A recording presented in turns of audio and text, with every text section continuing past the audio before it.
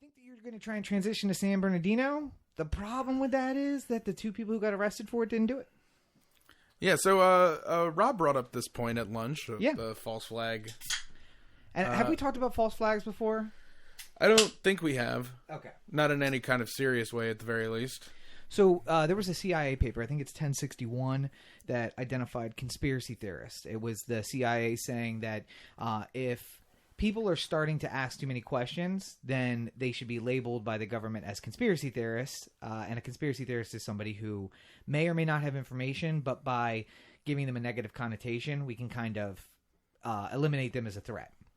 So that's where conspiracy theorist comes from. It's a government term made up by the CIA to make you question whether or not it's true. So a false flag is when well, let me give you an example. Operation Northwoods was a plan during World War II to allow Germany and or Japan to attack the mainland United States in order to get us to enter World War II. Mm-hmm. The Japanese attacked Pearl Harbor. It just so happens that the most powerful ships in our Navy, the 6 aircraft carriers stationed in the Pacific, weren't there.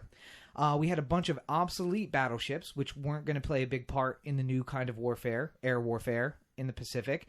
They got decimated. But our brand new aircraft carriers, which would be very important, and by losing them, we'd probably lose the war, happen to not be there. Decimated. We enter the war. Germany declares war on us. Now we're in war in Europe.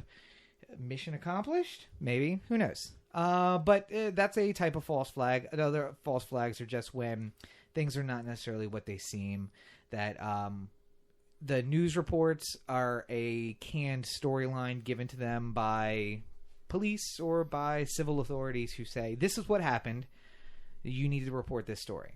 Donald Trump's whole thing about Muslims celebrating in New Jersey Right. is actually a mistelling of a story that came out on 9/11, because 4 Israelis were arrested at the base of the George Washington Bridge, and there was some rumors that they were celebrating and or that they may have had bomb-making materials on them, and that the Mossad was involved in 9/11, and that it was actually a false flag to try and to get us into a war against Islam and to get us more involved in the Middle East, and whether or not that's true or not. But a false flag operation is where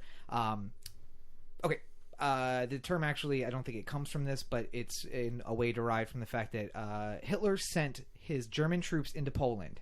In Poland, they killed Polish soldiers, they took their uniforms, and then they took their weapons and fired at German soldiers on the German side of the border, giving the Germans a reason to then invade Poland. So, false flag. It's not the flag that it appears to be, Right. to start a conflict. So, that's a false flag. Go ahead. I was just gonna say, Shit's crazy. yeah, it is crazy. Like, I don't like the fact that the landlord let them into the apartment of the couple. Oh, yeah. To totally take things out of context and... Oh, yeah. And to the crime scene, to just stomp all over the crime scene. Right. The crime scene. Yeah. Because I don't think there's... I don't think there's anything here in the O the Anthem studios or the adjourning living space that accompanies it that would make people think that I was any kind of terrorist. Well, I'm sitting here. Once I leave, maybe Once I not. leave, it's clear. Yeah, once I leave, you're fine. What's the DNA of Rob Cheek doing all over this place? Yeah. It's basically like Osama bin Laden's been sitting in that chair. I don't know if you also have some terrorist literature sitting over there. Yeah, just framed or like sitting up. And, Yeah, the movement insurrection, clearly it's up there. Yeah. For which he paid full price. He didn't get my special deal on Black Friday. I hope you guys, or Cyber Monday. I hope you all did, unfortunately. It's because I bought it when it first came out. A year ago. Yeah. Yeah. Slackers. Go ahead.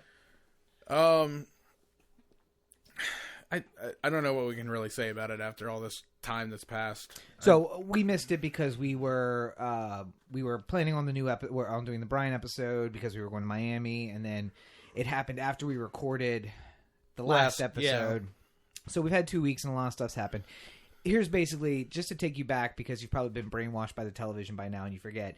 All day during the shooting, they were saying 3 white men in military fatigues, 3 white men, military fatigues, 3 white men, military fatigues.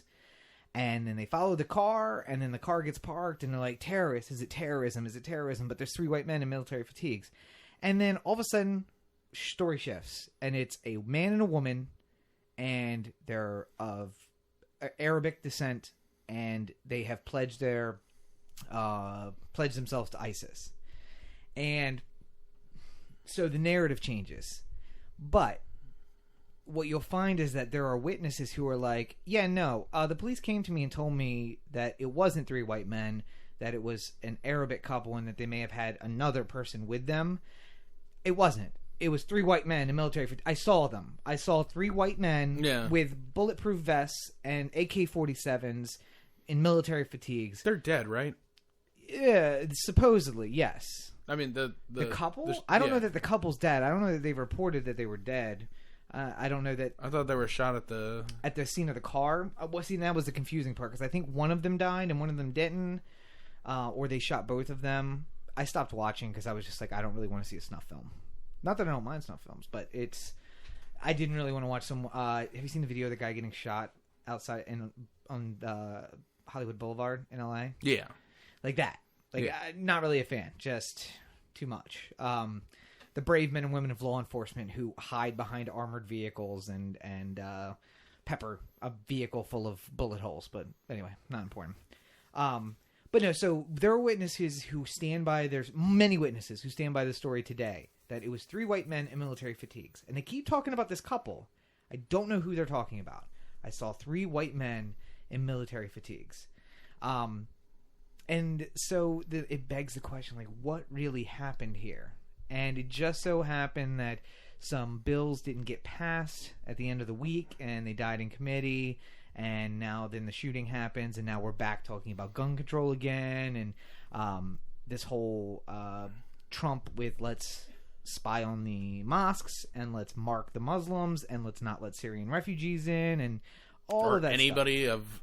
Anybody from anywhere, basically. Non-whites. Let's not let non-whites in. And the tweet, not of the year maybe, but of at least the last month, was when you repeat something to yourself that you're about to say, if you can take out the group that you're about to say it about and put in the Jews, and he starts sounding a little bit like a Nazi, maybe better not to say it. Yeah. And like that, let's just use a little couth. But so I am of the belief that I don't think that what happened in San Bernardino is in fact what they're reporting. There are witnesses who are saying otherwise. I wasn't there clearly, so I don't know. But I think it just fits the narrative a little too well that it's an Arabic man and woman who pledged their affinity to ISIS and then wanted to kill Americans. And now we're looking for justification to go bomb Syria and to not let Syrian refugees in. And it looks like now we have it. So disappointing. And again, going back to the NYPD officer slams a pregnant woman on the subway train. 10 years ago, I would have been like, listen, all right, so there's a lot of crazy shit on the internet, and you can't believe everything you see there. But my first reaction at this point is, whatever the news says, I'm just not going to believe any of that. I just don't believe any of it. They started reporting a story, it changed. I'm going to go back to the initial reaction story and just assume that's true. Because I have no idea otherwise. I mean, and how do you know what to believe if you don't actually experience it yourself? I don't know that you can. I find it hard to believe to almost trust anybody at this point. Like, you really can't. I mean, and that's the country we live in. Nothing is beyond the... Again, I mean, not to go back to the Porter trial, but I would not put it past the fact that there are cops sitting outside of jurors' houses right now. Yeah. Like, oh, we're here for your protection. Doesn't feel like it. Yeah. Thanks. I'm good. You can go. Nobody knows I'm a juror except for you're sitting outside of my house. You know, they're not putting my face on the news. That's the good part about being a juror. You can go. We're not sequestered. But just to sit out there and fucking intimidate people. Yeah. Like, we know who you are, and we know where you are. So, just keep that in mind when you're deliberating later this week. Wouldn't put it past them. Society we live in.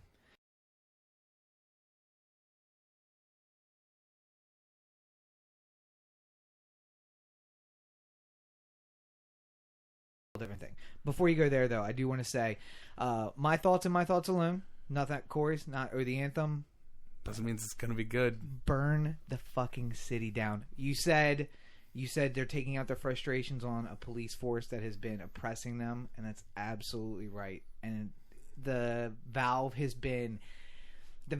like letting off just enough steam to keep it done. And I'm not actually saying burn the city down. Don't do that. But don't be afraid to confront your oppressor. And I'd like to think that some people in this room are coming around to my way of thought that sometimes we need to confront the oppressor, and sometimes you need to confront the oppressor. Sometimes you just have to go out there and say, if you're going to get in my face, I'm going to get back in your face. And check out foundingthefuture.us. There's an entire 6-part series called The Acceptability of Violence, which explains when and where it is okay and when it's justifiable to use violence. Check it out. It's fantastic. Anyway, so that's my thoughts, and just my thoughts, and doesn't apply to anybody else. Not the business, not the business, not the podcast, just Rob Cheek. Acceptability of Violence at foundingthefuture.us.